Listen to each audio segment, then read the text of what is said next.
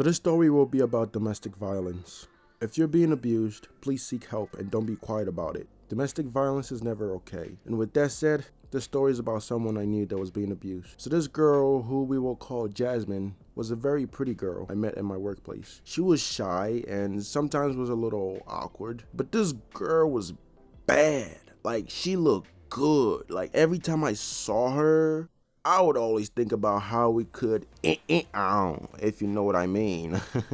Like, our friendship slowly grew into something strong, and we started catching feelings for each other.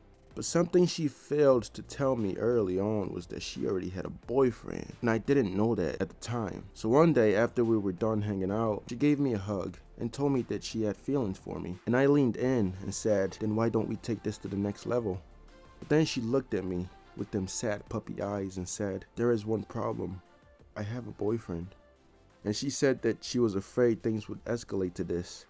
That's why she wanted to stop talking to me when we first met, because she knew she would catch feelings for me. I looked at her and lifted up her chin and said, that's okay. Just know that when that nigga breaks your heart, I will be right here for you. And she said thank you and gave me a hug and walked away with tears in her eyes. The next day when I saw her, I noticed a bruise on her face. And I asked her what happened, and she told me that she got into an argument with her boyfriend, and he punched her in the face. As soon as I heard that, I got super angry because I liked this girl too much to be letting the nigga hit her. And I asked her if this was the first time this ever happened, and she said no. She told me that he has kicked her and pulled her hair and dragged her on the floor multiple times. And hearing this only made me angrier. And I asked her, why the f are you still with that nigga?